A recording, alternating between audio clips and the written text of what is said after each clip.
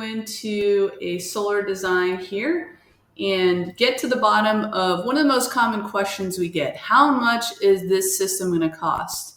Oftentimes we'll get this question over the phone when we haven't seen the house at all. And it's very, very difficult to answer that question for a number of reasons that we're going to cover today. So one big place to start is consumption.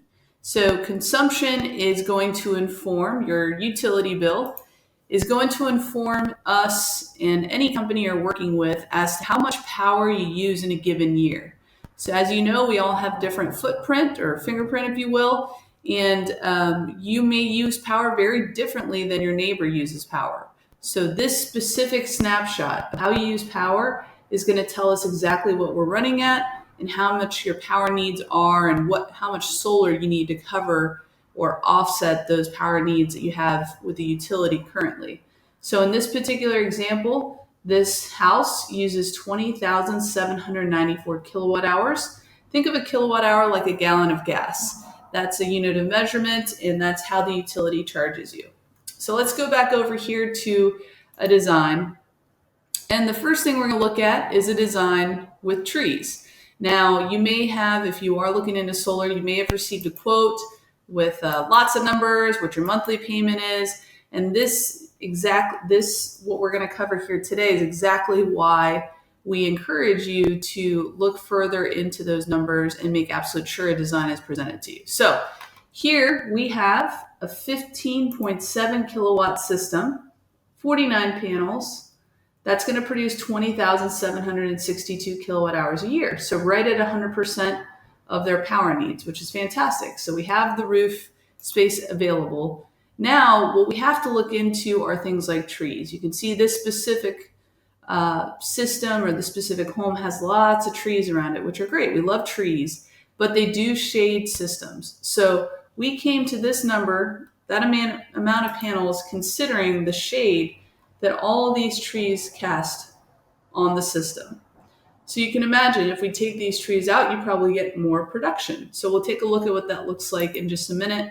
But we not only took the shading into consideration, but the degree pitch of the roof and the direction of the home, or azimuth, you may see it called, to the sun. So right here, our first roof plane is about, it's about 26 degrees. So we know to match that on this roof plane as well. Looks about the same. It's about a 34, a little steeper pitch on this one. And how we were able to determine the pitch and the heights of these trees is utilizing a tool called LiDAR. Now, this is light radar that is shot down from the sky from planes flying over to help us understand the heights of different things, the home, the pitch, the actual pitch of the roof, and the heights of trees. So see how each of these trees are kind of bubbling right out of the surface area that was highlighted by the LiDAR, just to make sure we're properly accounting for these trees and their height as well as the slope of the roof.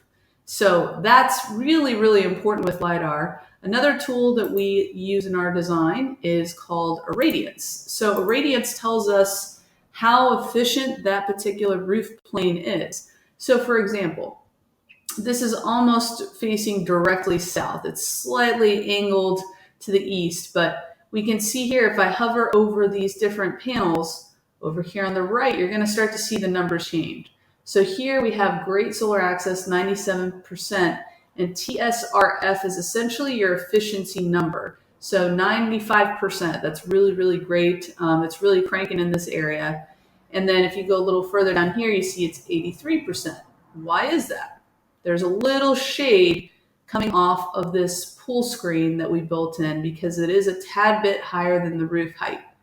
So that's important to consider as well. Not a huge deal, still really, really great efficiency, but something again that has to be considered. So we know our south planes are our most efficient planes. Now let's move over to this west plane. Again, great efficiency, 84%, great solar access, not quite as good as this roof plane.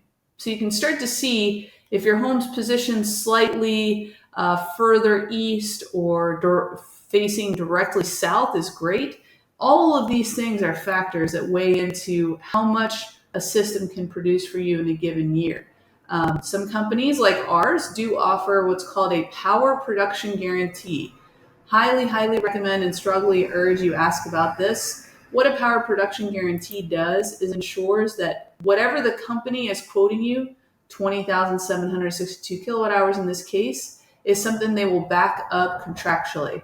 So in our contract, we say, hey, we, based on our design, and everything we put together here, we know we can commit to creating 20,762 kilowatt hours a year.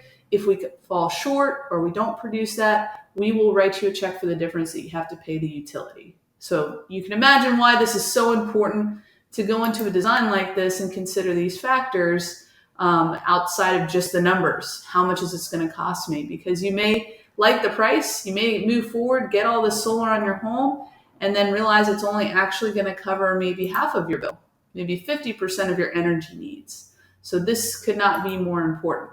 Let me show you an example of the same system we're looking at without trees. So we talked earlier how this does impact the production of the system. Let's take a look at how it impacts it without trees. If we weren't to design for these trees, what kind of power production would we have? We don't have any trees modeled. We just have the home sitting there with the panels looking great. We do have the pool deck, the pool screen factored in here. But then if you look over here, you can see a significant difference. 8% more energy, almost 1,500 kilowatt hours more per year. So these factors do weigh in and do have an impact on what your system can do. Hope that's helpful.